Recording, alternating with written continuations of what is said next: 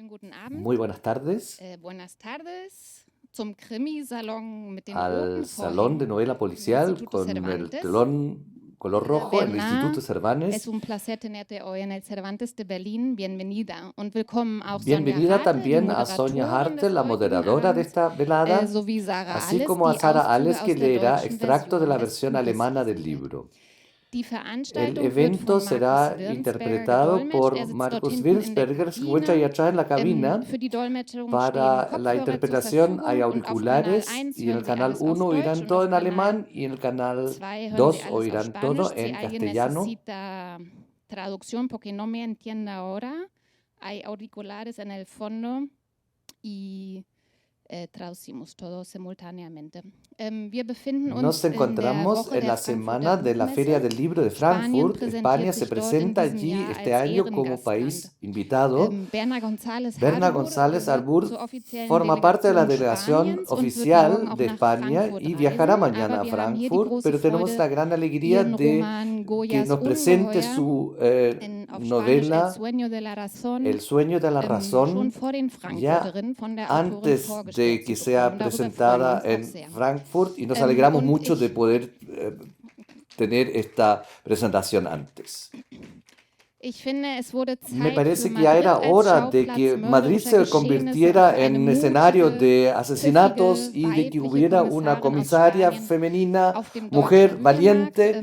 Aquí en el Sie werden libro heute die alemán, Kommissaria en el Maria mercado del Ruiz libro alemán, van a conocer la kennenlernen und comisaria gleichzeitig das Madrid María des Ruiz Malers y van a Francisco de conocer Goyas al mismo tiempo zu el seiner Madrid Zeit del und pintor heute. Francisco Goya en Es su ist der tiempo y erste hoy. Roman der Kommissarin, Es der la ins primera Deutsche novela de la übersetzt wurde. comisaria Es que gibt se aber bereits traduce al weitere alemán, Fälle pero hay und otros wir casos. hoffen, dass Ya auch diese esperamos noch que den también Weg zum ellos deutschsprachigen encuentren Publikum su finden. camino hacia el público Unsere germanohablante. Bibliothek hat ein Nuestra Ansichtsexemplar biblioteca am tiene un Eingang auf dem ejemplar que Büchertisch puso ahí en bereitgestellt. la mesa del libro para que Auf ustedes la Spanisch. Alle puedan anderen ver el Bücher von libro Berna sind en gerade español. Los demás ausgeliehen, libros de genau, weil Berna sie están gefragt siendo ist. Aber da están können Sie schon einen prestados kleinen porque ella es Eindruck muy gewinnen. Genau, solicitada, bei uns in der pero Bibliothek hay kann una man pequeña impresión que Bücher ustedes im pueden tener Original allí. En nuestra ausleihen biblioteca pueden und Sie pedir prestados können libros en original Bücher heute auch y también kaufen pueden auf comprar Deutsch. libros Der hoy en Tisch alemán. wurde La von der mesa del libro fue Kreuzberger Krimi-Buchhandlung Hammett organizada organisiert. por la Die sind aber librería jetzt mit Hammett de Corona Kreuzberg, especializada en novela negra, ähm, pero por ja, razones de also können aus Corona-Gründen Corona nicht anwesend no sein. pueden Die estar Bücher haben wir presentes. trotzdem Hemos herholen lassen und Sie traído können los sie libros para kaufen acá de und manera que auch ustedes los im pueden Nachgang comprar signieren y lassen. pueden hacerlos firmar si Goya war quieren bereits am después. Freitag Thema unseres Goya ya fue Kulturprogramms. Wir haben eine objeto de Reihe mit nuestro aktuellen programa cultural el spanischen viernes. Dokumentarfilmen in der Empezamos a Brotfabrik proyectar eröffnet, algunas películas die mit documentales en la dem Brotfabrik Werk Oscuro y y Lucientes empezamos auf Deutsch con auf der Suche Oscuro nach y Goyas Kopf Lucientes, en alemán, eröffnet en la wurde vom búsqueda de la Regisseur cabeza Samuel de Goya Alarcón, del director un Samuel amigo de Alarcón, Berna un también. amigo de Sie Berna beide eint nicht también. nur das Interesse Ambos für los Goya, une no solamente das el sie auch mit interés de dem Goya, deutschen que lo comparte Publikum también teilen, con el público sondern dass alemán, sie beide sino auch que también journalistisch tätig ambas sind. trabajan como Berna González periodistas. Arbur startete Berna ihre González Karriere als Arbur Journalistin empezó bei como der spanischen periodista en el Zeitung El diario País, für español die El sie auch País, heute noch por el schreibt. cual Und todavía zudem ist trabaja sie hasta el día de regelmäßiger hoy Gast y es invitada beim spanischen regular Sender en Cadena la Ser. Und sie radioemisora ist in Cadena Spanien Ser eine wichtige y es una Literaturkritikerin. crítica literaria Ihre importante en Liebe zum España. Su Krimi-Genre amor ließ al sie género 2012 ihren negro ersten eigenen hizo Krimi que ella schreiben. escribiera en Ich 2012 su denke, auch primera die novela Moderatorin negra. Yo Sonja creo que Hartel hat también ihre la Leidenschaft moderadora ein Sonia bisschen zum Beruf Hartel gemacht. ha convertido su Als pasión en freie profesión. Journalistin arbeitet sie Es für diverse Medien, periodista darunter libre y Deutschlandfunk trabaja para Kultur, diferentes WDR oder medios, Kinozeit. Deutschland Radio Und ihre Kultur, Schwerpunkte liegen auf WDR, der y sus Kriminalliteratur, temas centrales Literatur están en novela allgemein, negra, literatura en Film, general, soziale cine, sowie aspectos gesellschaftspolitische sociales Implikationen y von Gender políticos und Herkunft. sociales, Sie género ist y Mitglied in der origen. Jury für Es die miembro del Krimi-Bestenliste von Deutschlandfunk jurado de Kultur, las für den mejores Deutschen novelas Krimipreis und policiales de den Deutschland Radio Kultur Weltempfänger. y Sarah del Alles ist premio a la Schauspielerin und mejor Synchronsprecherin und wir novela freuen uns auf policial. ihre Stimme, Einblicke in Sara die Welt Alles von es Goyas Ungeheuer zu actriz bekommen. y es Wir werden Fragmente sowohl auf Deutsch als auch actriz auf de Spanisch doblaje hören. Die y werden dann nos nicht alegramos escuchar su gleichzeitig voz. konsekutiv Después gedolmetscht, en la versión simultan alemana gedolmetscht. vamos a escuchar Wir fragmentos laden en Sie eben alemán y auch ein, español que zu no se van lauschen, a auch wenn Sie der interpretar por Sprache esta nicht vía mächtig y les sind, aber invitamos es a gibt in beiden escuchar el Sprachen sonido de la Untertitel. lengua aunque no Ich entiendan. möchte Pero hay mich beim fragmentos en Pendragon ambas Verlag für die lenguas. schöne Quiero Zusammenarbeit agradecer a bedanken. la editorial Ganz Pendragon por la buena cooperación, sobre todo al Aldea Dunkel. Y antes de entregar la palabra a Sonia, los invito muy cordialmente a conocer otros autores de la Feria del Libro de Frankfurt. En esta semana y en la que viene van a estar invitados Cristina Morales, Kiko Amat, Sergio del Molino y Sara Mesa. Y también el ciclo de cine documental es hasta el 29 de octubre en el lugar Brotfabrik, y atrás tenemos un programa donde ustedes encuentran todo el programa hasta fines de este año. Les deseo mucho placer para esta velada y doy la palabra a Sonia. Bien, muchas gracias por esta hermosa presentación. Me alegro mucho de que podamos pasar esta noche aquí juntos en la sala y en el stream. Y quisiera comenzar con un pequeño coloquio. Hemos escuchado, Berna, usted es periodista, es crítica literaria, son profesiones honorables. Y hay también ciertos puntos de intersección con la escritura. Yo me he preguntado, ¿qué es lo que estuvo primero? ¿Usted era primero periodista y después escritora, o siempre ha querido ser escritora y tomó como un desvío a través del periodismo? Muchas gracias, Sonia. Muchas gracias a todos los que estáis aquí también en el streaming, a Romy y bueno, al Instituto Cervantes por esta invitación. Estoy muy contenta de tener un libro traducido en Alemania y es un honor que me emociona muchísimo. A tu pregunta sobre qué vino primero, tengo recuerdos y cajones llenos de papeles de mi infancia en los que había cuentos, había poesías y había periódicos. Hacía periódicos a mano, ¿no? Y inventaba crímenes para contar noticias de crímenes en los periódicos que yo me inventaba. Entonces todo vino siempre junto, todo nació a la vez, era la escritura. Yo crecí anhelando escribir, escribiendo, leyendo, y cuando empecé mi vida profesional fui periodista. Bueno, elegí periodismo porque era escritura y porque significaba no elegir, significaba no centrarme, no limitarme, no constreñirme a un área separada de otras, sino el periodismo, que era un abanico que me podía llevar a tantos temas, ¿no?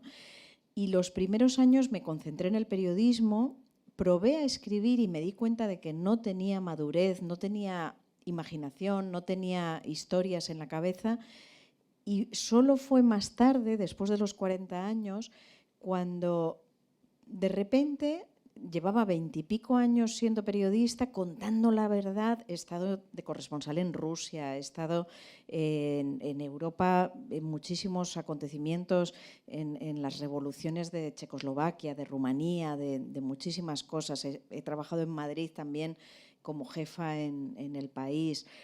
Y de repente me di cuenta de que podía dar el salto. ¿Por qué? Bueno, porque de repente nació la imaginación, despertó la fantasía, despertó también la persona que había leído durante 40 años, bueno, digamos de adulto menos años. Y me di cuenta, y ahí empecé a desdoblarme, ¿no? Empecé a desdoblarme en un oficio que está unido por la escritura, es decir, la escritura es la materia prima que une el periodismo y la novela. La realidad es otra materia prima que une el periodismo y la novela, pero a partir de ahí solo empiezan las diferencias. Es decir, el periodismo tiene que ser verdad, verdad comprobada, y la novela es la imaginación, es verosimilitud y es libertad para vengarte, para amar, para matar, para resolver cosas que no puedes resolver en el periodismo. Entonces, digamos, empezó el desdoblamiento y la literatura me ha permitido tener siempre una doble vida, una doble velocidad, donde puedo verter esa imaginación, esas venganzas, esas muertes, esas cosas que pueden ocurrir en mi cabeza y en la ficción, pero no en el periodismo. Tú ya lo dijiste, esa venganza, estas muertes. Por eso has empezado a escribir novela negra o policial. ¿Por qué escribes especialmente novela policial? Bueno, la novela negra o policial a mí me permite, vamos a ver, me permite primero compartir con el lector una sintonía en la que creo que nos entendemos, en lo siguiente que voy a decir. La novela policial te permite trazar una ecuación matemática complicada. Antes lo hablaba con un periodista que está por aquí.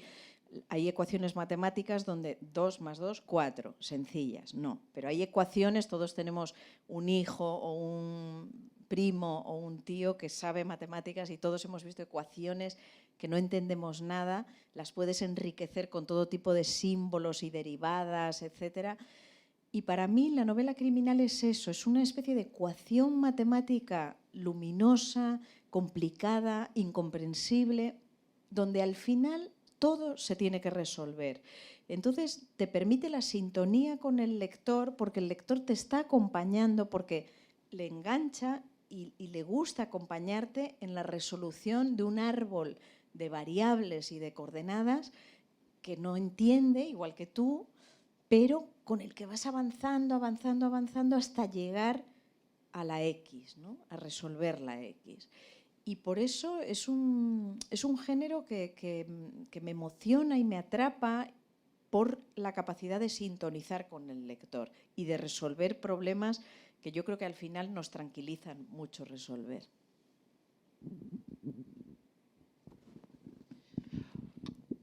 El sueño de la razón, que ahora se publica en alemán, y en Alemania es la cuarta parte de un ciclo, y las cuatro novelas tienen como protagonista a María Ruiz. ¿Cómo la describiría usted?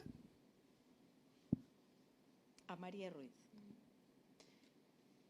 Bueno, María Ruiz nace hace 10 años, ahora llega a Alemania, pero nace como un representante de una mujer de hoy. Yo estaba muy harta de leer literatura criminal de hombres, protagonistas hombres, en los que las mujeres solo eran víctimas o fan fatal o objetos de deseo. Es decir, siempre estaban construidos sus personajes en función del hombre, dependiendo del hombre.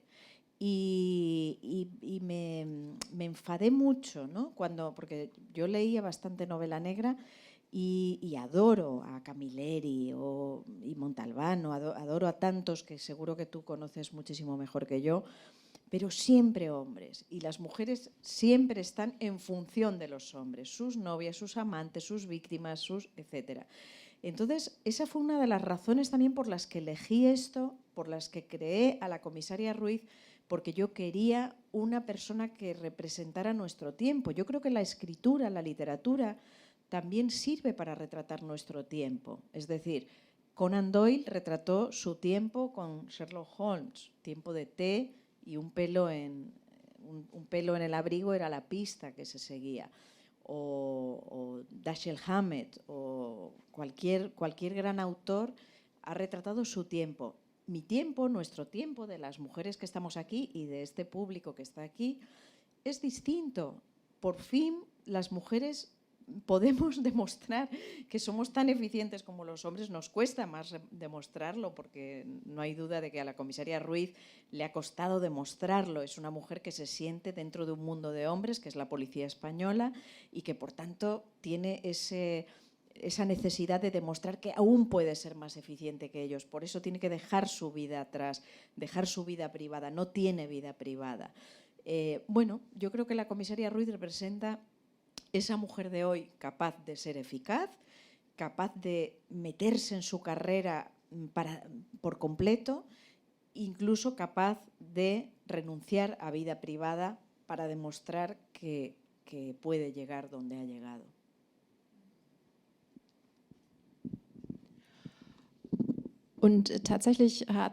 Ella no tiene vida privada, pero en esta cuarta parte de un ciclo tiene una serie de colegas, de compañeros y ayudantes. Y lo que me pareció especialmente notable es que hay 2 periodistas positivas, personajes periodísticos positivos. Y si personajes periodísticos en novela policial normalmente no son personajes positivos, sino que se entrecruzan a la actividad del comisario o tienen sin ninguna moral, buscan una verdad y hacen cosas muy malas, pero en tu caso caso es distinto. Estos son dos personajes honorables, un hombre, la otra mujer de este oficio. ¿Tú tienes una imagen tan positiva del periodismo? ¿Cómo es que surgieron esos personajes? Bueno, yo soy periodista, claro, y creo en el periodismo. Soy una convencida de la necesidad del periodismo. Adoro el periodismo. Creo que necesitamos buen periodismo. El periodismo tiene un deterioro enorme. Hay una novela mía que no es de la serie. Mi última novela en España se llama El Pozo. Que es muy crítico con el periodismo, es decir, no quiero hacer una alabanza ciega del periodismo y tengo una novela muy crítica con el periodismo que se está haciendo sensacionalista y morboso hoy en día.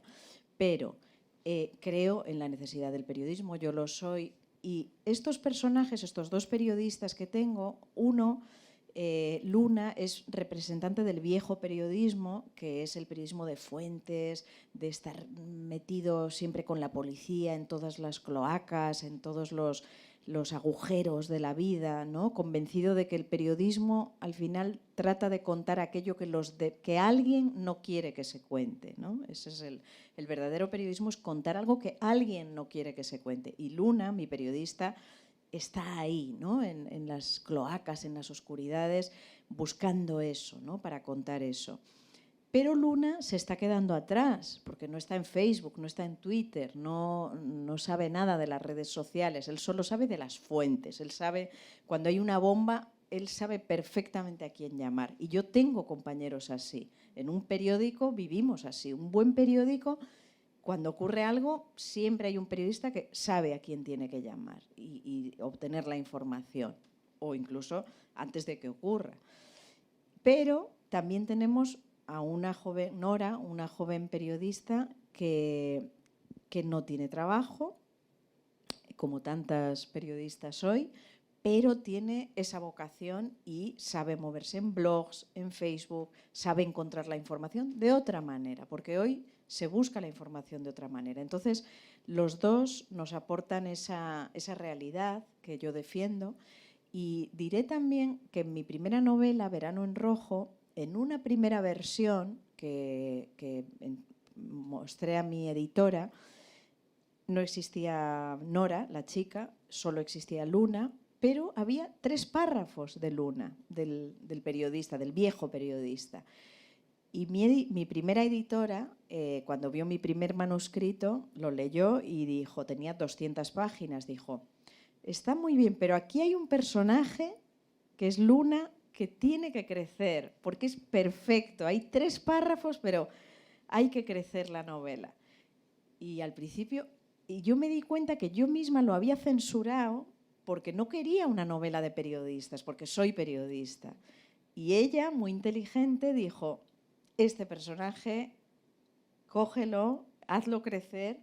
Y efectivamente, y la novela creció en 100 páginas más, porque inventé una subtrama relacionada con Luna, y desde entonces en cada novela, Luna, el periodista, tiene su propia forma de acercarse a la investigación, que es distinta de la forma de María, que es la forma policial, y son 2 formas que van conviviendo y han establecido una relación muy interesante entre policía y periodista.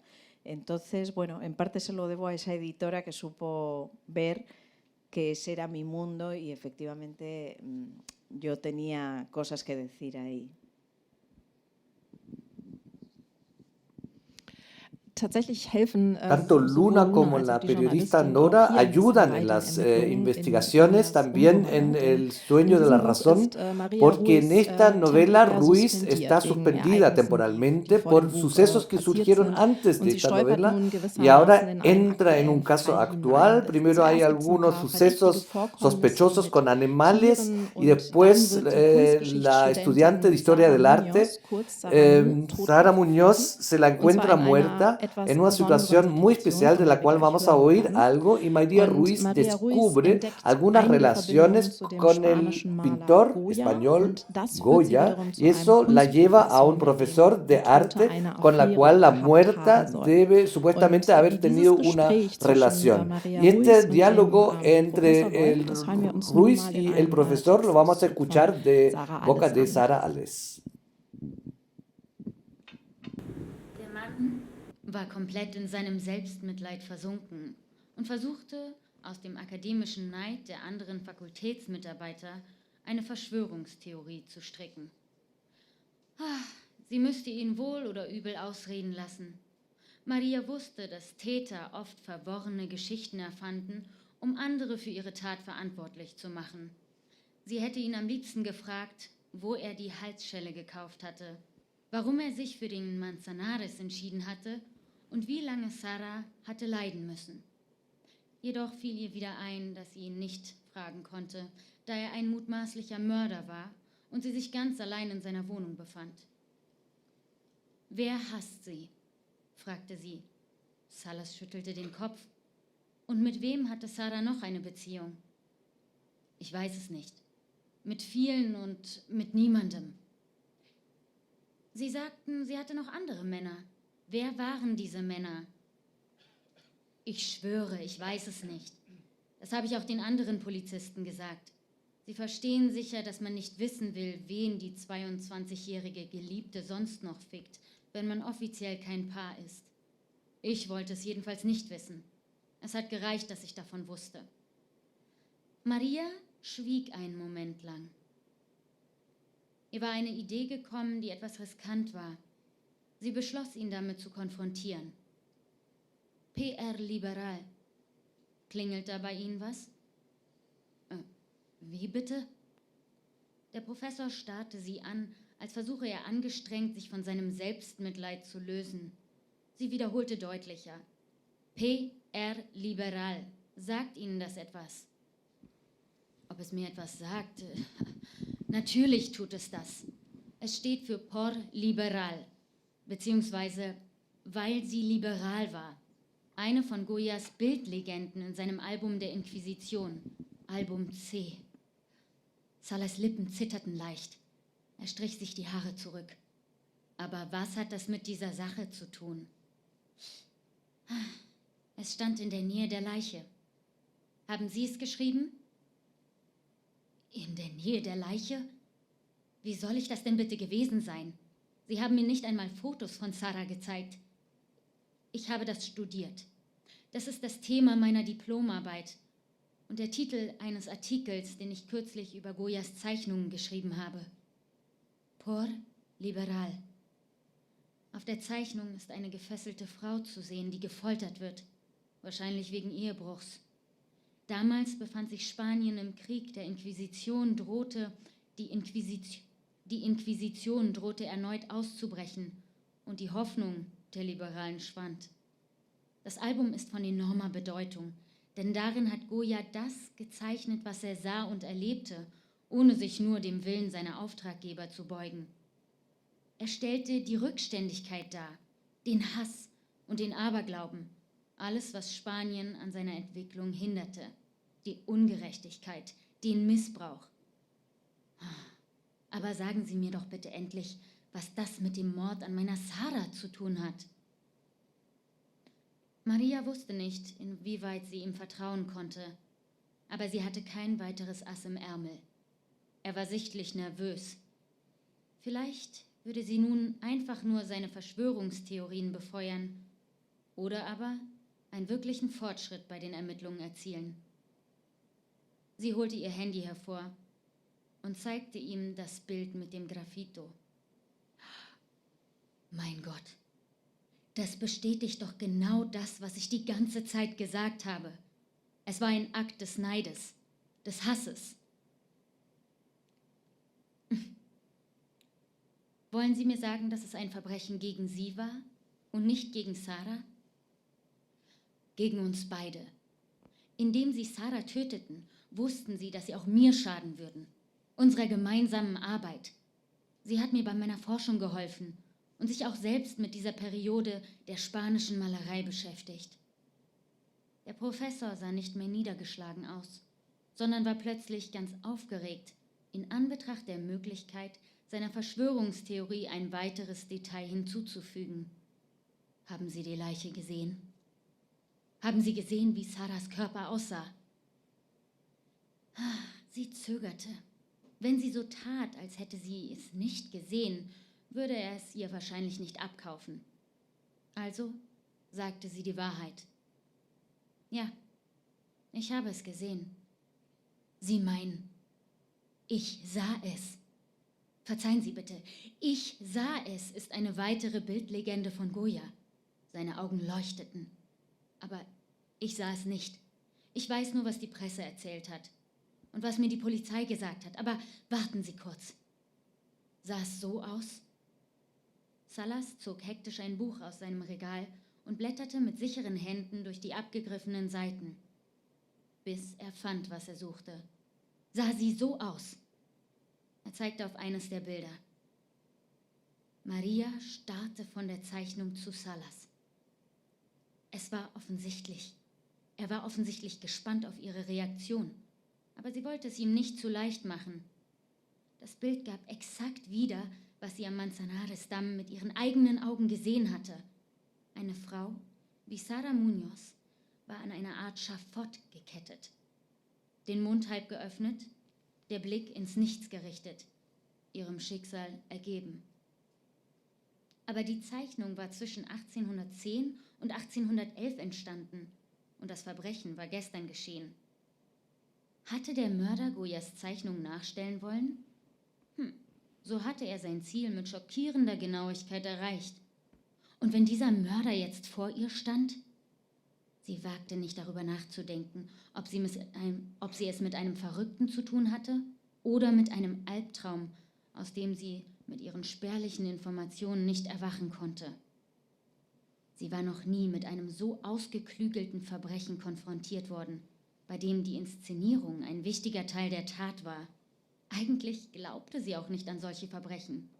Sie kamen in den Filmen von John Malkovich oder Quentin Tarantino vor, aber passten überhaupt nicht nach Madrid. Madrid, das mit einem Fuß in der Gegenwart war und mit dem anderen in der Vergangenheit stand, wo man auf der einen Straßenseite noch Schuhputzern begegnen konnte und wo hochrangige Politiker anlässlich des Festes des Stadtpatrons San Isidro mit Frauen in traditionellen Kostümen tanzten und wo auf der anderen Seite auch einmal im Jahr eine der größten Pride-Paraden von Europa gefeiert wurden. Ein Gegensatz, so allgegenwärtig wie die ewige Diskussion über die Bauarbeiten auf der größten Einkaufsstraße der Stadt, der Gran Via. So kompliziert wie die Frage, ob eine Politikerin ihres Amtes enthoben werden durfte, nur weil sie im Supermarkt 2 Anti-Aging-Cremes gestohlen hatte. In Madrid blieb irgendwie alles gleich. Und doch konnte einen die Stadt immer wieder überraschen. Und da war Goyas Zeichnung. Vor 2 Jahrhunderten entstanden und identisch mit der Szene, die Saras Leben beendet hatte. Darunter in der linken Ecke die Worte PR Liberal. Handelte es sich hierbei um die Zeichnung eines zukünftigen Verbrechens oder um ein Verbrechen, das die Zeichnung nachahmte? Entweder litt jemand an solch schweren psychischen Störungen, dass es für sie nur schwer zu begreifen war. Aber irgendjemand spielte mit ihnen, und zwar mit ihnen allen. Jemand, der Goyas Zeichnungen, die von seinem Zeitgeschehen inspiriert worden waren, nachahmen oder zur heutigen Wirklichkeit machen wollte. Oder beides gleichzeitig. Eine Gegenüberstellung von Verbrechen zu verschiedenen Zeiten. Wiederholtes Leid. Imitiertes Leid.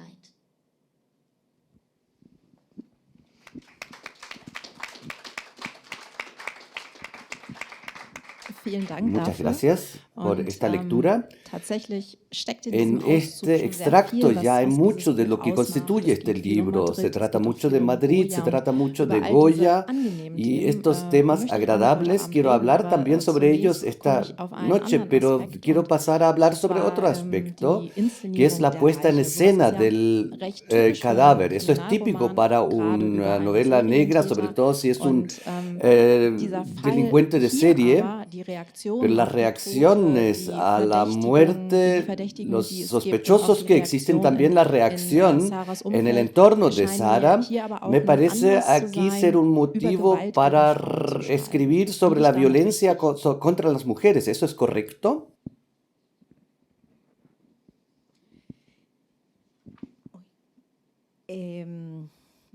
Perdona, no he entendido bien la pregunta. Mi teoría, mi reflexión es que toda esta puesta en escena del cadáver, junto con las reacciones al cadáver y los sospechosos, si es un motivo para escribir sobre la violencia contra las mujeres. Sí, perdona, está muy claro.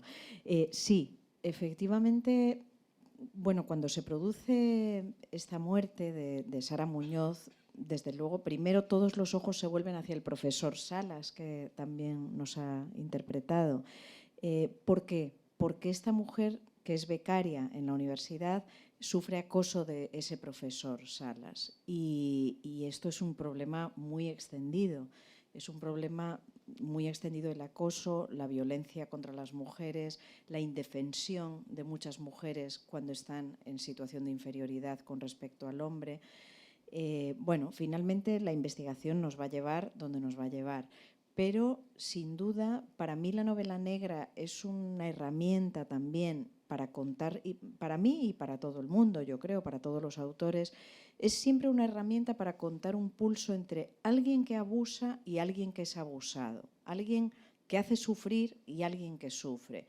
Y la mujer, por desgracia, es muchas veces víctima. Hay violencia contra la mujer, hay violaciones, hay acoso. Por fortuna ya tenemos leyes y progresos y reivindicaciones y movilizaciones que nos llevan a ir limitando todo eso. Pero sin duda es una constante, lo ha sido siempre y lo sigue siendo. No sé si te he respondido.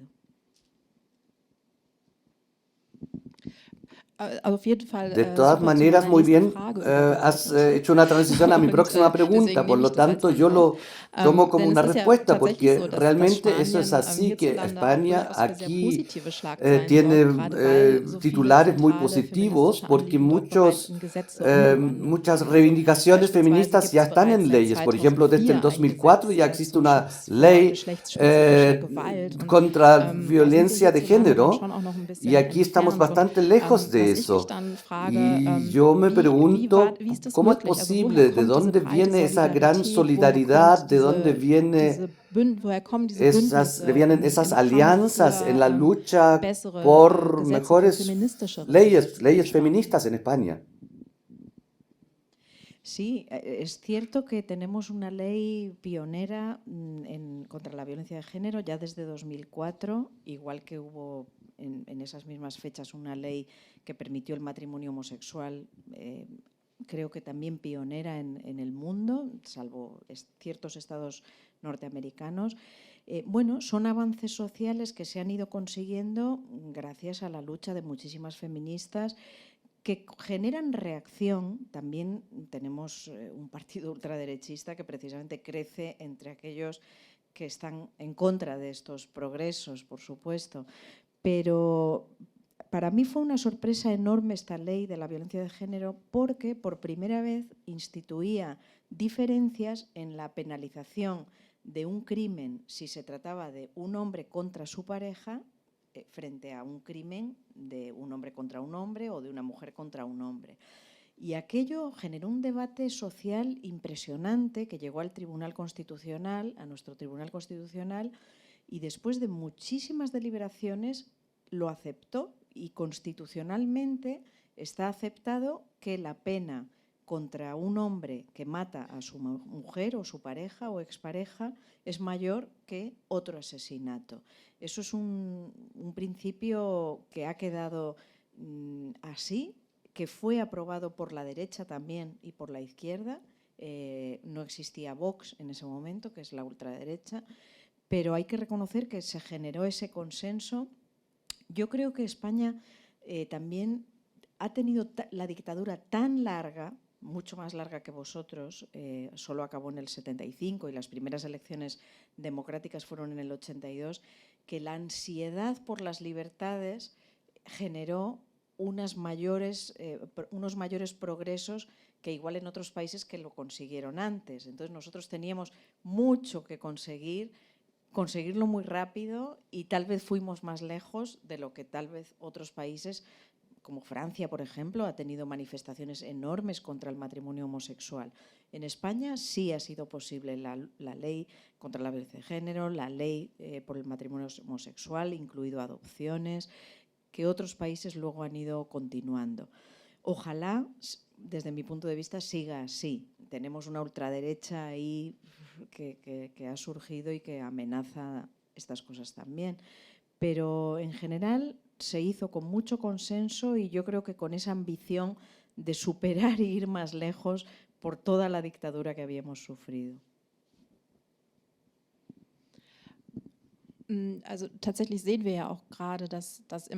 Vemos también justamente que leyes progresistas para proteger a las mujeres se revocan a nivel mundial, pero ¿tú crees que en España el consenso es suficientemente grande que estas leyes son estables? Sí, salieron con el consenso la de violencia de género del Partido Socialista y del Partido Popular, o sea, de izquierda y derecha. Ahora, por influencia de Vox, ya sabéis lo que pasa en todos los países europeos, cuando surge la ultraderecha empieza a contaminar a cierta derecha, a la derecha más democrática, la empieza a contaminar y a todos, contamina también a la izquierda.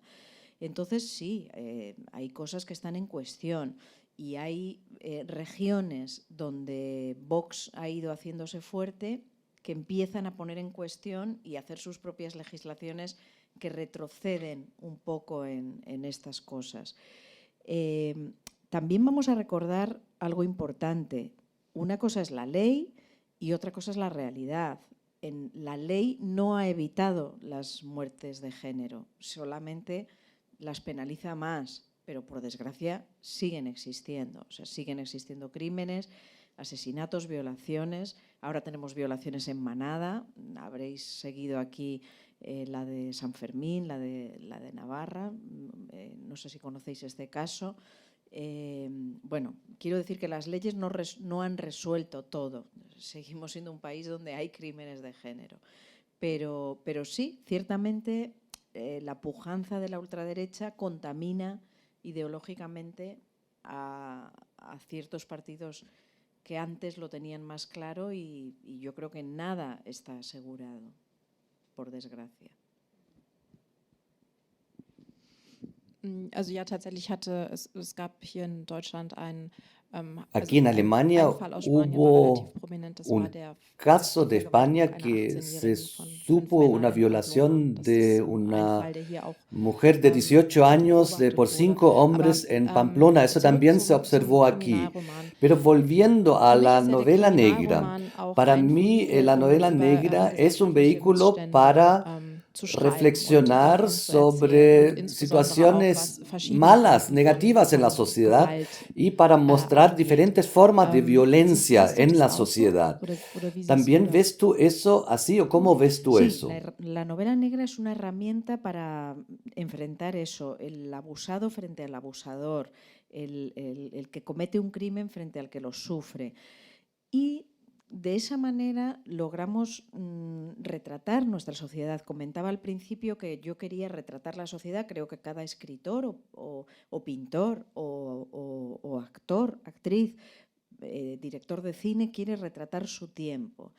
Y en ese sentido, si vive un cierto auge la novela negra en estos momentos, por lo menos en España, creo que también está relacionado con el fin de un bienestar que dábamos por seguro y que con la crisis de 2008, más las sucesivas crisis que hemos ido acumulando, bueno, nos han retratado que la sociedad tiene muchos más problemas de desigualdad, de dificultad de acceso a los trabajos, a la vivienda, de dificultad de acceso a derechos que antes creo que se daban por seguros. Y entonces, en los últimos 10, 15 años se ha desestabilizado tanto las economías y las familias, las sociedades, que creo que en el fondo la novela negra vuelve a conectar con la sociedad por eso, porque la novela negra está hecha para empatizar, no está hecha para eso, está hecha para entretenerse, punto número 1, para resolver ecuaciones.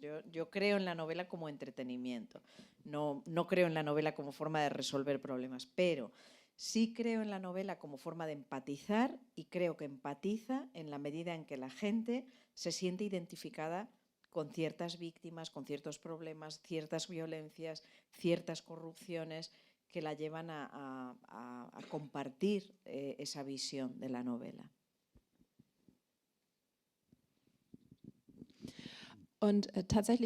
Vemos que en la novela negra la mujer muerta o la chica hermosa muerta es un tipo de víctima que se usa mucho y viene acompañado esto con muchos clichés. ¿Cómo tratas tú esto? ¿Tú sabes lo que existió antes de ti y que otras novelas, escritores existen?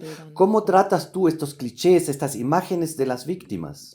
Bueno, en esta novela negra hay una chica bonita muerta, pero hay más víctimas, no debemos igual contarlo, que a veces no responden al cliché. Bueno, yo creo que no sé cómo responder a esta pregunta de los clichés. La novela negra tiene unos cánones, ciertamente, y si tiene esos cánones, podemos llamarlo cliché, yo prefiero llamarlo cánones, pero si los tiene es porque representan a la sociedad. Es decir, yo creo que en la sociedad somos imperfectos, somos malos, los hay buenos, pero nos salen mal las cosas, los hay graciosos, pero fracasados. Y la novela negra, si adquiere estos clichés de guapa víctima, pero aquí también hay otras víctimas que no vamos a decir, hay indigentes, hay ocupas, aquí intento retratar un Madrid en varias capas, el Madrid más vistoso, más esplendoroso, más monumental, pero también el Madrid de las casas ocupas, el Madrid de los indigentes.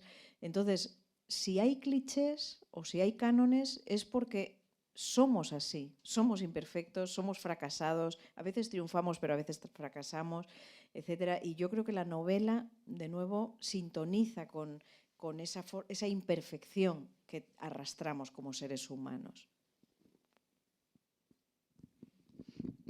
Sí, realmente la primera muerta es joven y hermosa, pero no es solo eso, sino que hay mucho más ligado a ello.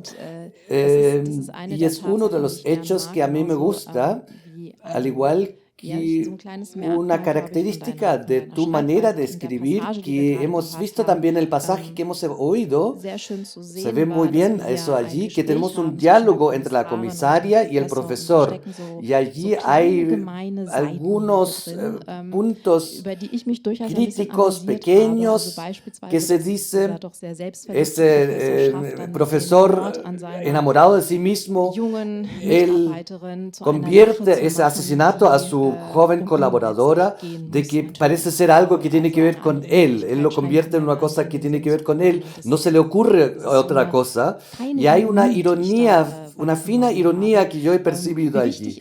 ¿Qué tan importante es eso para tu escritura?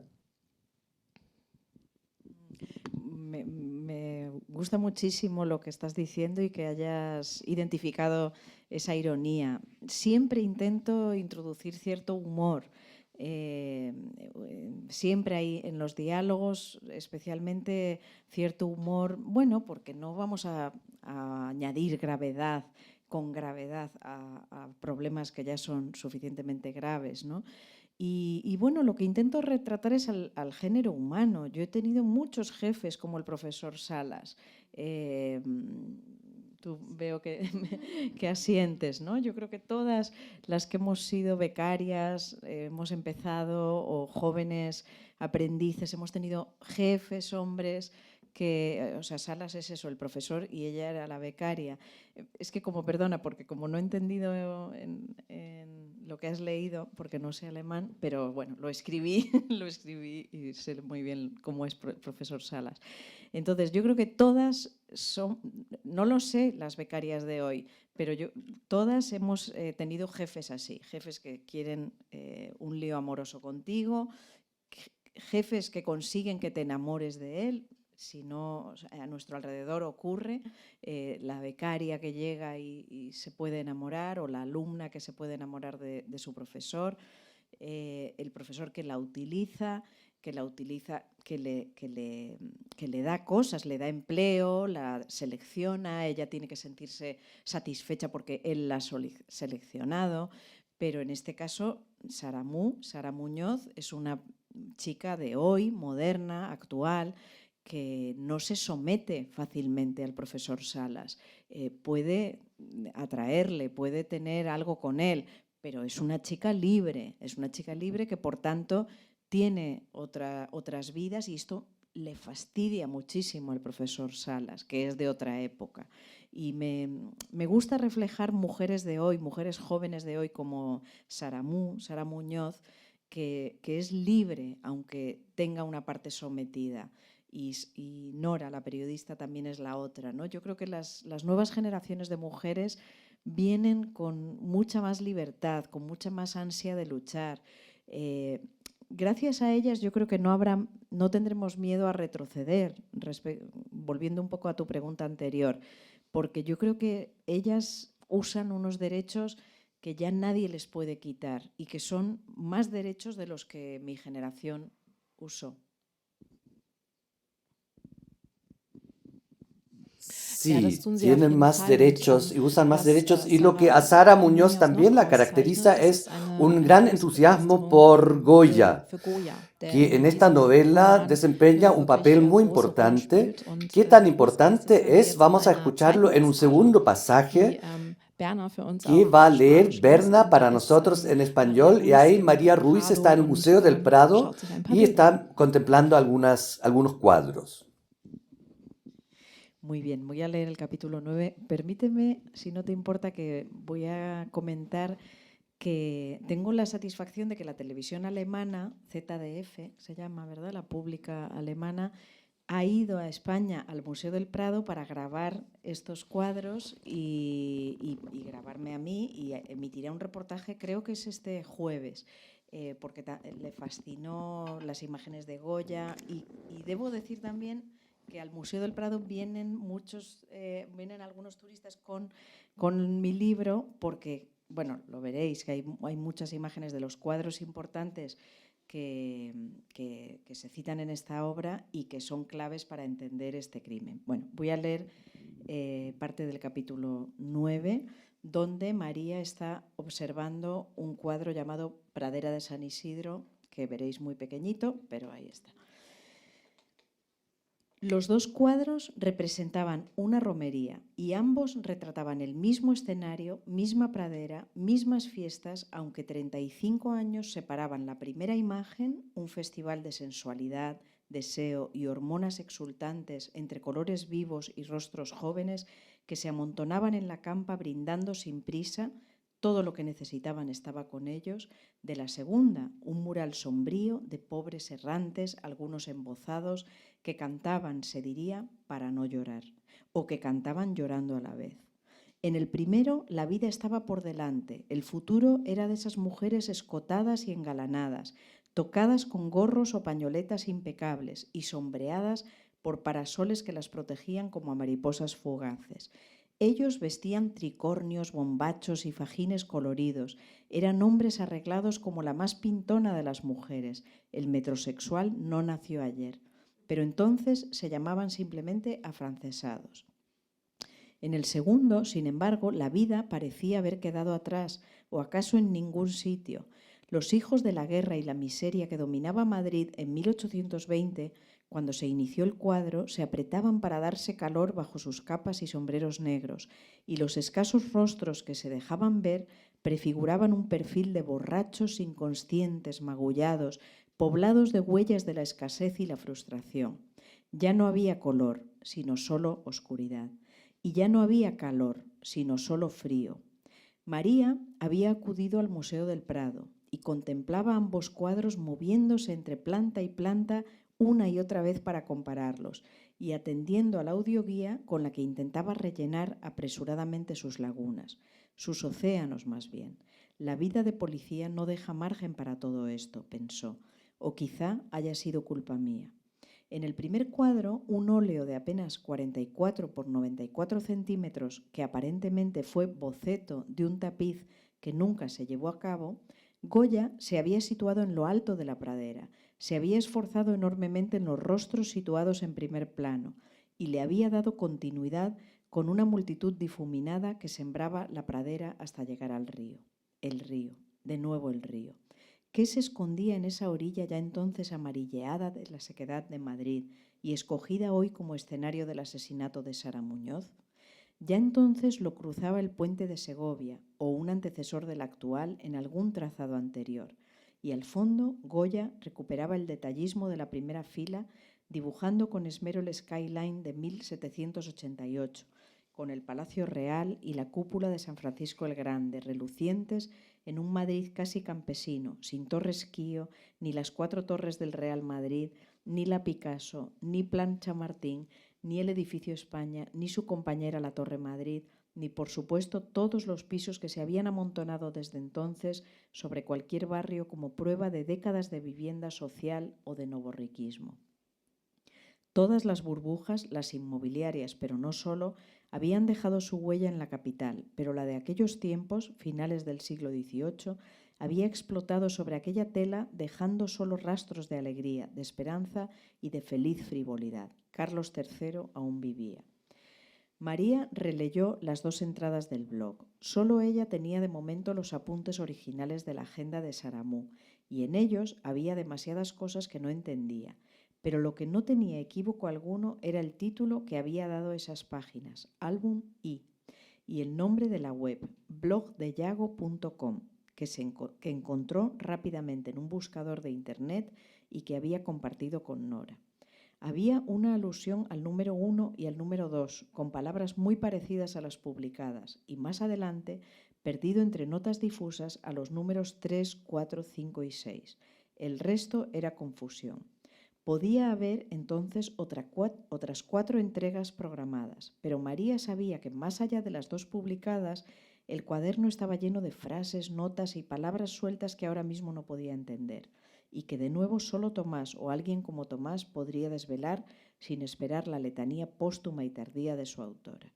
Tomás, Tomás, Tomás, demasiado silencio para su mente ya activa, demasiada renuncia para sus dedos vivos que habían empezado a despertarse antes que las piernas, el torso, la columna vertebral y el resto de un cuerpo demasiado joven para dejar de luchar. Frena, Ruiz.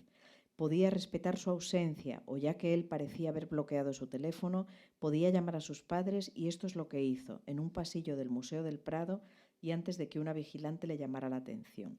Soy María, quisiera dejar un mensaje para Tomás, necesito hablar con él. Fue todo lo que dijo antes de que el contestador de la madre, que no había descolgado el teléfono, le cortara las intenciones con un pitido brusco y tan entrometido que llegó a oídos de la mencionada vigilante. Ruiz guardó el móvil y siguió con su misión, de nuevo a la planta baja, sala de las pinturas negras. La segunda versión de la romería, pintada entre 1820 y 23, se asemejaba más a su propio estado de ánimo. Era un óleo gigantesco de 140 por 438 centímetros, arrancado de la Quinta del Sordo, la última casa en la que vivió Goya en Madrid, antes de exiliarse en Burdeos, que había decorado de forma oscura y cruda con dibujos siniestros para representar la muerte, la guerra y una naturaleza humana sin atisbo de generosidad. Los españoles como seres incapaces de amigarse, comprenderse, entregados a la brujería y la ignorancia, peleando a garrotazos. Buena parte de esa música seguía sonando actual. Dios mío, había una cabra dirigiéndose a un público parecido al de la romería en otro cuadro de similar tamaño, Satanás aleccionando a la población atenta y atemorizada a la vez, y María sintió escalofríos ante sus descomunales cuernos sobre su capote negro. Recordó la pista de la magia negra de Luna. También a ella le repelía el asunto demoníaco y se echó atrás, pero al darse la vuelta se encontró a un Saturno devorando a un hijo ensangrentado con unas fauces tan negras como el fondo que la rodeaba. Goya debía haber estado demente para dibujar todo esto y sobre todo para decorar su última casa con ello, a pelo, sobre la propia pared, sin dejar posibilidad alguna al arrepentimiento y a poder mover los cuadros cuando se cansara como cualquier hijo de vecino. ¡Viva Ikea, joder! Y peor aún, alguien debía estar loco para resucitar hoy el espíritu de aquellos cuadros en una cadena siniestra que incluía la muerte de su estudiosa Saramú y la posible implicación de su jefe y especialista, el profesor Salas, si es que este no era el asesino.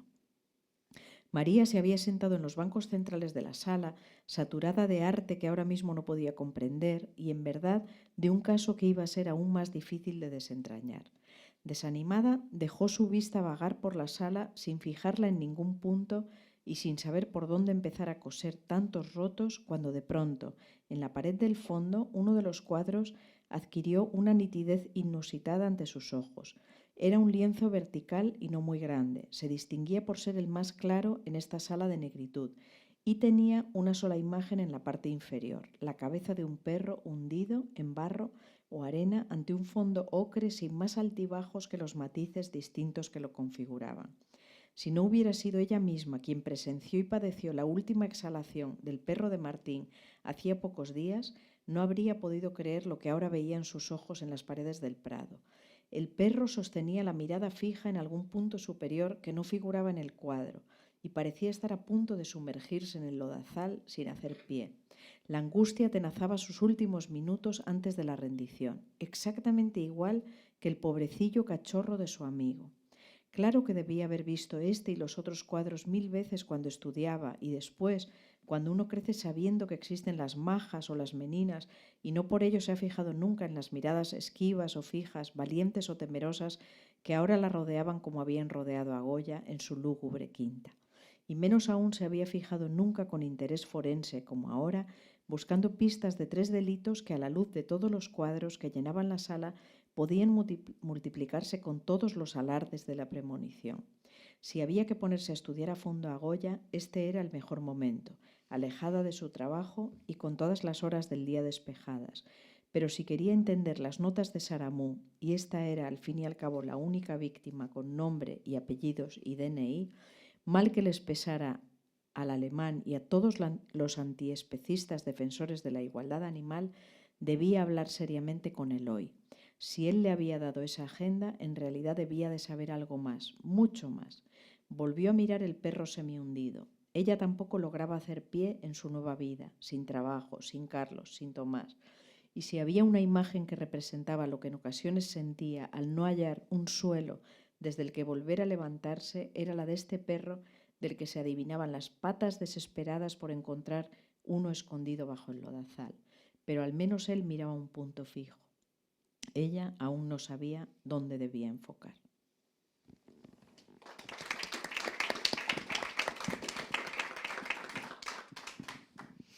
Ja, vielen Dank dafür. Bien, muchas gracias. Und jetzt Y ist natürlich die nächste la logische próxima Frage, pregunta lógica sería dass jetzt natürlich die Maria weiß, wie sie weiter si ermitteln kann, María eine Ahnung sabe hat, wie das cómo geht. seguir Aber was mich investigando o tatsächlich tiene una interessiert, idea ist, cómo wie zu seguir deiner investigando, pero a Beschäftigung mí me mit Goya interesa kam. cómo tú te empezaste a ocupar de Die war ja Goya, sehr intensiv. Du hast ja auch porque el trabajo mittlerweile ein con él Essay fue über muy ihn intenso. veröffentlicht. Und En el woher intertanto kommt publicaste diese un ensayo Beschäftigung und die sobre él. ¿De dónde Faszination viene esa offensichtlich für fascinación y Goya? la ocupación con Goya? Bueno, frecuento el Museo del Prado y empecé a obsesionarme con las pinturas negras, que son las pinturas que él pintó en su última casa en Madrid, la Quinta del Sordo, cuando ya tenía casi 80 años, antes de él murió en el exilio en Burdeos. Entonces compra esta casa, la Quinta del Sordo, es una finca agraria, y dibuja en la propia casa, como decía aquí, lamento los que no hayan podido entender español, Él pinta en sus paredes, en su salón y en la planta de arriba, o sea, abajo y arriba, pinta estas pinturas que son las pinturas negras, que es Saturno devorando a su hijo, el cabrón, que es el demonio, bueno, estas cosas que he descrito, ¿no? Los borrachos, ciegos.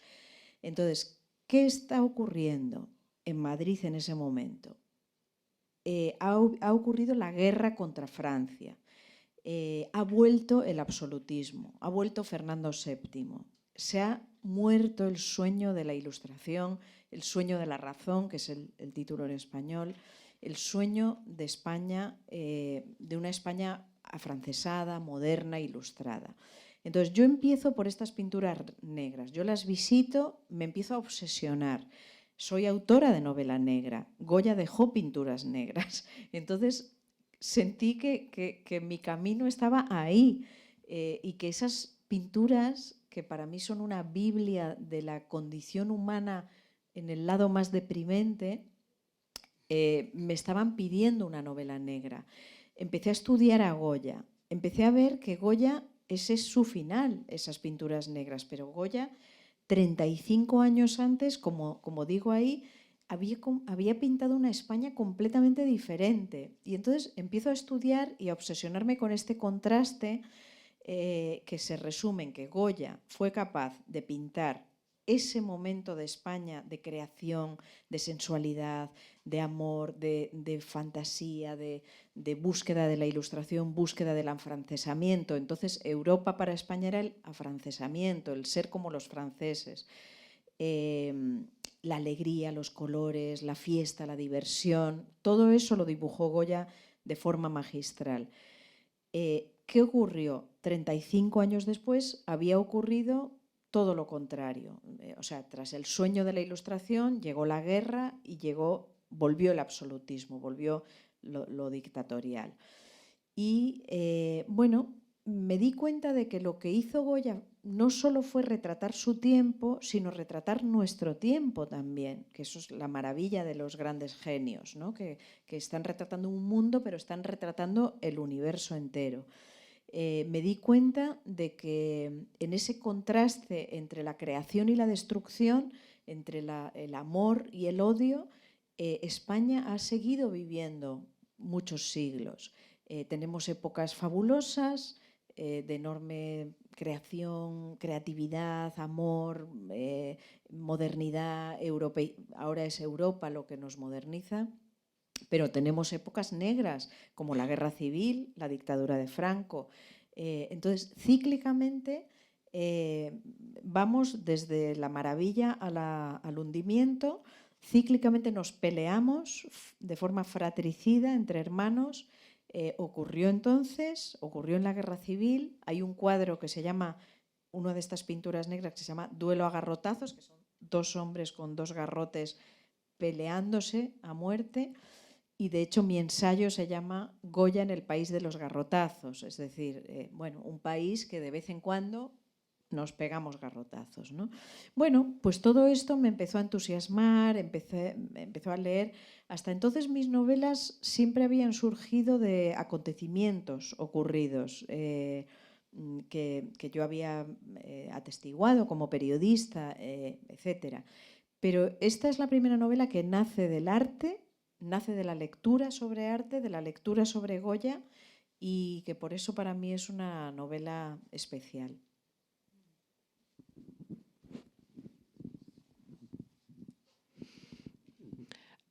O sea que tú dirías que arte y novela negra pueden ir de la mano. Sí, claro. Sí. A ver, el arte es la vida, el arte es el universo, el arte somos nosotros. Lo mismo que decía de la novela negra que retrata nuestro tiempo, el arte, hoy he estado en Gemäldegalerie Galerie toda la mañana, esos rostros, detrás de cada rostro de un gran retrato hay una novela. Yo recorriendo todos esos tiempos en que preparé esta novela y el ensayo, pues llevo 3 o 4 años sumergida en el mundo de Goya. Detrás de cada cuadro hay una novela negra, en mi caso. Detrás de cada retrato están por ejemplo, el perro semihundido, no sé si lo tenéis en la cabeza los que hayáis estado en Madrid, en el Museo del Prado. El perro semihundido es un cuadro muy especial.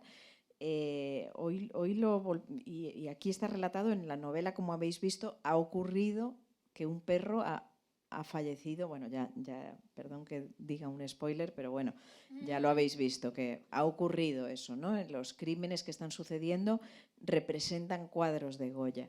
Ese perro, para mí, representa la mirada hacia un problema cuando no puedes hacer pie, ¿no? Cuando tus pies no tocan el suelo, que es la peor forma de afrontar un problema. Bueno, pues eso es una novela. Eso es una novela negra. A mí ese cuadro me cambió la vida. Luego, por ejemplo, hay la teoría de que ese perro en realidad está mirando dos pajaritos, y prefiero no conocer esa verdad, porque entonces se me cae la imaginación que he puesto y tantos autores y tantos espectadores han puesto en ese perro que está mirando un problema que le angustia y que no hace pie, ¿no? Sí, para mí el arte, como la literatura, son novela negra, como la vida. Lo que a mí me gustó especialmente, cuando se lee la novela, se puede después hablar muy bien sobre el arte de Goya. Y uno es entretenida y al mismo tiempo se aprende algo. Es como una novela artística, y eso me pareció un efecto secundario muy bonito, o sea, una recomendación de lectura absoluta. Sí, y yo vuelvo a hablar sobre el tema triste, ese perro moribundo al comienzo, él muere ya al comienzo, y en realidad es una regla que yo conozco del cine, que nunca hay que dejar morir un perro o hacer morir un perro porque uno pierde los espectadores. Pero aquí se logra también seguir leyendo después de la muerte del perro. Sí, es verdad, eso me lo han dicho y bueno, quería contar una anécdota, que es que en una anterior novela, es que los lectores tenéis un gran papel, me gusta mucho la relación con los lectores, porque en una anterior novela, Tomás, que es el novio de María, que ahora está, bueno, no sé si lo podemos decir, bueno, no lo vamos a decir. Hay un problema con Tomás X. En una escena final, él está con su perro, sacando a pasear al perro, le llaman y Tomás se tiene que ir a salvar algún problema. Y en la Feria del Libro de Madrid se me acercaban lectores y decían: ¿qué pasó con el perro de Tomás? Lo has dejado abandonado, Tomás lo ha dejado abandonado, y no me había dado cuenta, ni los editores. Y entonces luego en la siguiente entrega busqué una solución y puse un agradecimiento a los lectores. O sea que he hecho algo peor que matar a un perro, que es abandonarlo. Merezco la muerte yo misma, sí. Perdón.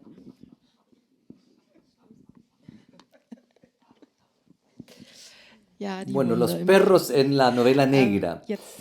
Hemos hablado sobre la violencia, hemos hablado sobre Goya, y ahora falta el tema de Madrid, porque Madrid en esta novela tiene diferentes lados desconocidos. No solo para mí, nunca he estado en Madrid, lo reconozco, sino también he escuchado algunas novelas o leído algunas reacciones en relación a la novela, y gente que conoce Madrid estuvieron sorprendidos por los lados de Madrid que conocen allí. También la protagonista María Ruiz está sorprendida una y otra vez que lo que puede conocer de su ciudad, y en el curso de sus investigaciones conoce a un muchacho de 15 años, Eloy, y él vive en una casa ocupada.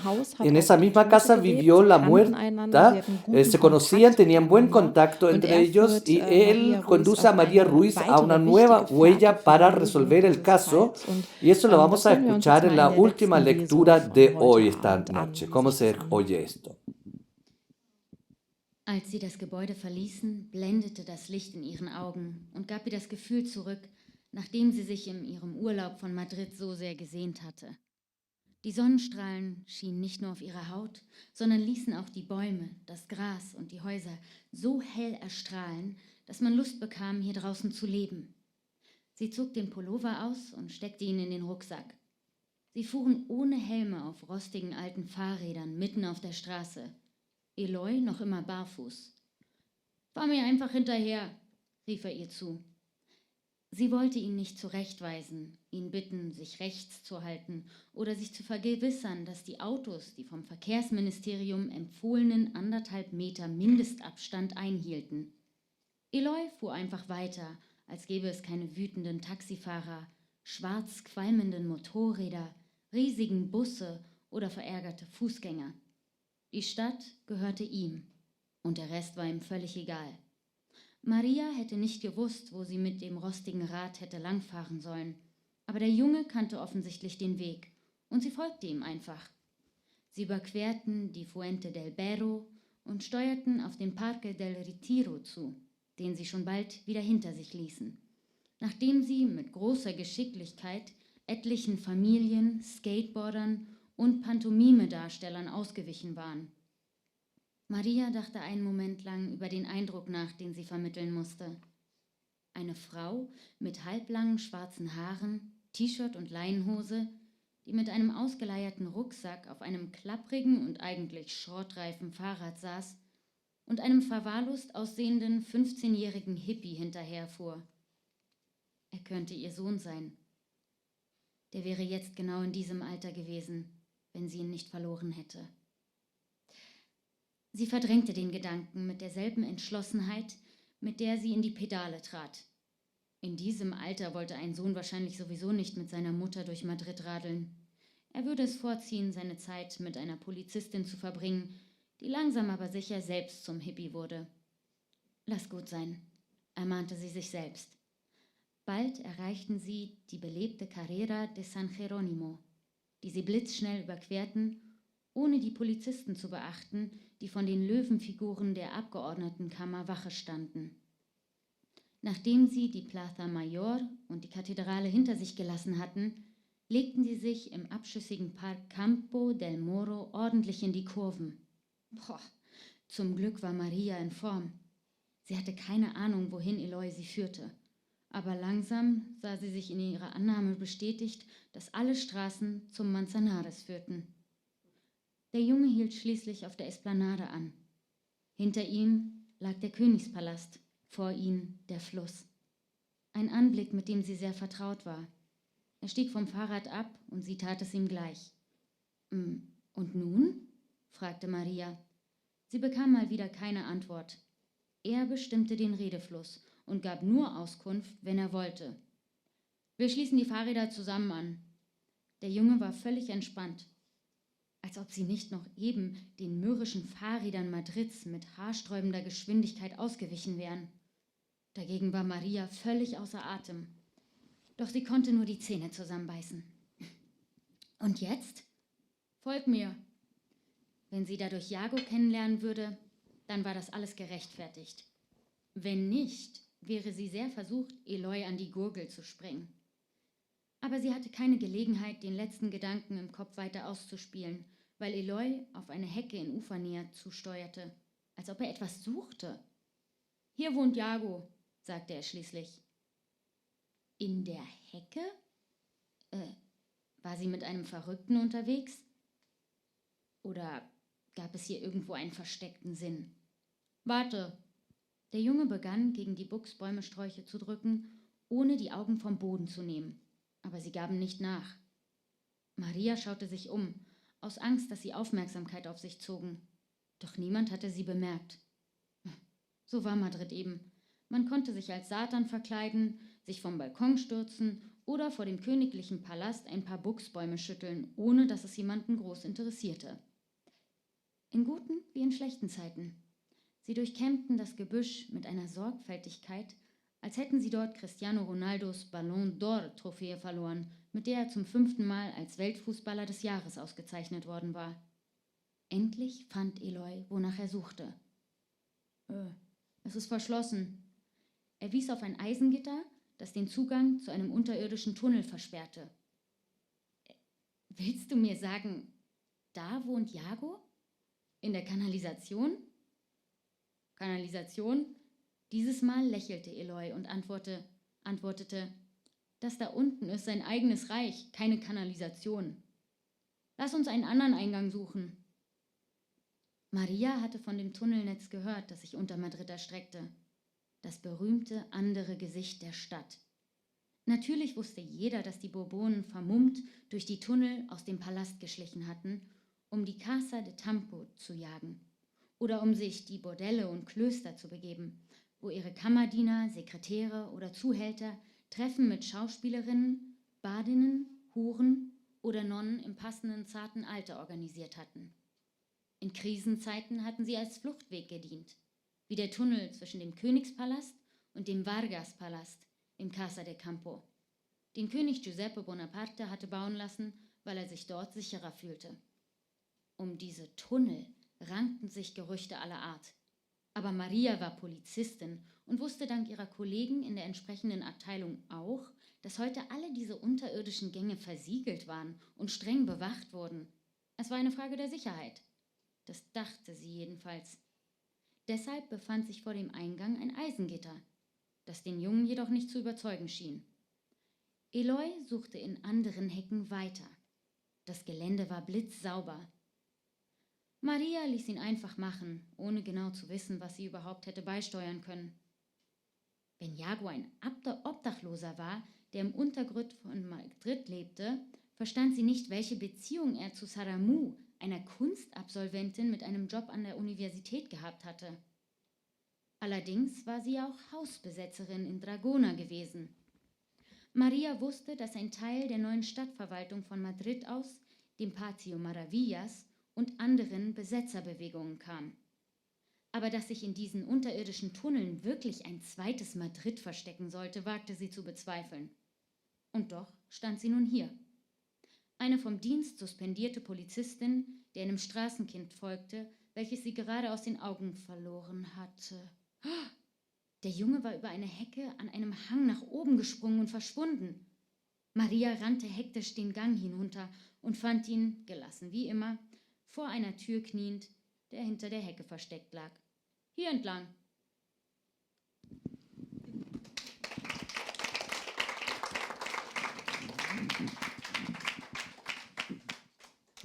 Vielen Dank. Muchas Ja, gracias. wenn Sie nun wissen wollen, was Si Maria ustedes und ahora quieren Eloy saber dort qué es finden lo que und encuentran sehen, dann müssen Sie María das y Buch Eloy, lesen. allí tienen que leer el libro. Aber ich will so viel Pero verraten, yo dass Sie quiero dort etwas finden. debes Und ich desvelar habe auch noch eine que Frage sí an van a Berna. encontrar Und algo. Y tengo otra das wäre pregunta a tatsächlich, Berna, que sería, warst du in diesem unterirdischen ¿tú estuviste en Tunnelnetz? Hast du esta vor Ort red de túneles recherchiert für deinen Roman? subterráneos? ¿Tú investigaste en el lugar de los hechos para tu novela? Por supuesto, es imposible. Yo no podría hacer como Julio Verne, que escribía sobre el mundo con todo el mérito que tiene Julio Verne, pero sí, necesito verlo. Pero no solo estuve yo, estuvo la televisión alemana, que fue muy curioso, porque conseguimos, esto lo grabaron en septiembre, y conseguimos permiso para entrar y entramos. Y resultó, o sea, cuando yo lo investigué, realmente no había ocupas en ese momento. Había habido. Pero cuando llegó la televisión alemana, había de nuevo. Y fue realmente como vivir una película, porque entramos, la propia funcionaria del ayuntamiento, porque el túnel Bonaparte, o sea, si nos referimos al túnel Bonaparte, que es el que mandó construir el rey José Bonaparte, que era hermano de Napoleón, que era el rey al que Napoleón dejó en España creyendo que iba a poder reinar, pero no contaba con la resistencia de los españoles, pues se mandó construir ese túnel para escapar del levantamiento de los madrileños. Entonces, concretamente ese túnel, cuando hemos entrado con la televisión alemana en septiembre, otra vez estaba ocupado. Y luego hay muchísimas casas ocupas y muchísimas canalizaciones y todos los túneles que rodean la M30, que es, bueno, la circunvalación de Madrid. Sí, he estado, y, o sea, no en todo, pero sí. Y yo quería reflejar sobre todo lo que creo que Goya habría reflejado si pintará hoy, ¿no? Que es lo que decía antes, las distintas capas de Madrid. O sea, hay un Madrid que vemos esplendoroso, pero hay desigualdad, hay gente que no accede a la vivienda y que han llenado muchísimas casas ocupas, y gente aún más abajo que vive en el subsuelo. Ese Madrid existe, está ahí, no lo solemos ver, pero si lo buscamos, lo vemos, sí. Das wäre jetzt der nächste Punkt, ja. Deswegen, also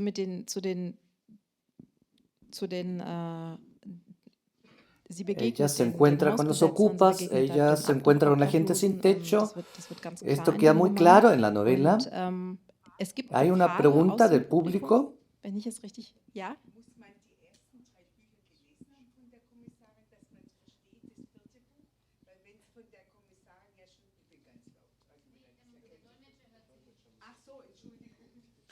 Disculpen, también puedo tratar en español, es malo mi español. Necesito leer los 3 libros antes para entender la comisaria, porque en el 4 ella tenía 3 vidas antes, 3 libros vidas antes. Hay que leer el 4 sin que me falta algo. Muy brevemente, el micrófono tendría que grabar con más volumen para que el intérprete entienda, pero como la pregunta ya se hizo en alemán, yo la repito para todos y también para el stream. La pregunta era si las primeras 3 partes hay que conocerlas para poder leer la cuarta parte, entender la cuarta parte. Pero, gracias por la pregunta.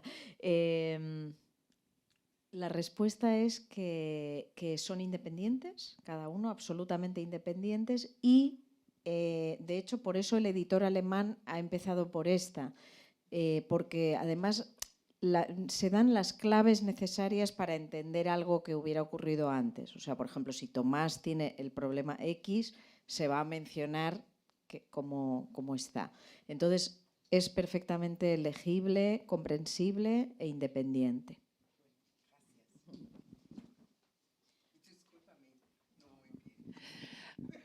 ¿Hay más preguntas?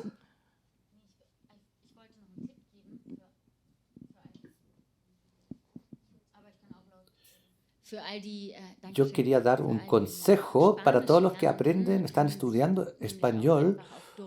Pueden conseguirse el libro en alemán y en español, y cuando se vuelve muy complicado, ya no se entiende nada, uno puede usar la versión alemana y decir, aquí ahora entiendo, es mucho menos difícil que leer el libro totalmente en español, porque no hay que buscar cada una de las palabras en el diccionario, sino uno tiene la traducción. Eso es súper bueno, tener el libro en alemán y en castellano. Sí, aquí solo está en alemán, pero pronto me han dicho va a estar en castellano. En ambas lenguas va a estar aquí el libro, ¿o no? Tengo mi mejor publicista aquí. Gracias. ¿Hay más preguntas? Entonces yo tengo una pregunta para terminar, que sería que un libro del ciclo se hizo una película de él, o se está haciendo una película de uno de estos libros. Sí, se está haciendo la película del primer libro de la serie, Verano en Rojo. Y bueno, estoy muy contenta porque este año en Alemania sale el 4 y en cine va a salir el primero, que espero que irán saliendo las demás películas también.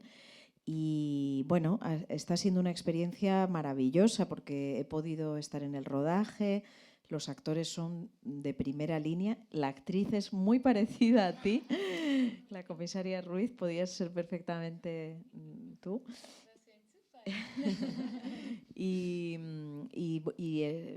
Ahora están en montaje, el rodaje terminado, y saldrá en 2023.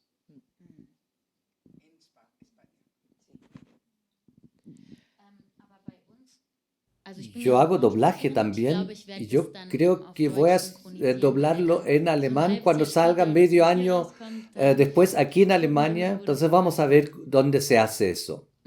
Y yo también tengo una pregunta más. A veces es así que los autores, su propia personalidad y personas que ellos conocen de su vida, lo elaboran en su vida. Y ahora me interesa, por supuesto, especialmente, Berna, ¿hay una gran parte tuya en María o tú eres otro personaje de este libro? Bueno, hay parte de mí en María, pero ella es más guapa y más eficaz. Y también, sí, y también hay parte de mí en Luna, el periodista, en Nora. Hay parte de mí en todo.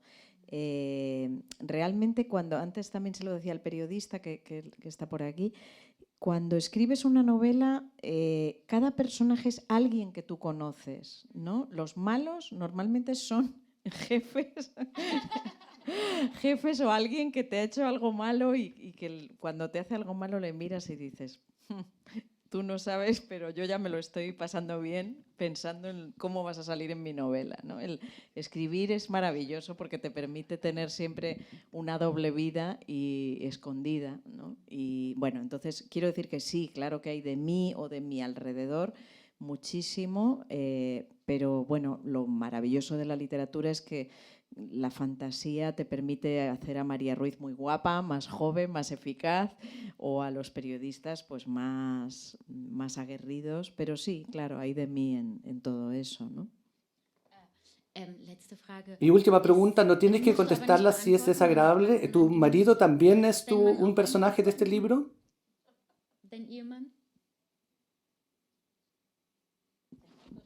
No, mi marido es un espectador en esta sala y no, entonces no, me quedo ahí. No, ese es un terreno vetado, es el único terreno vetado.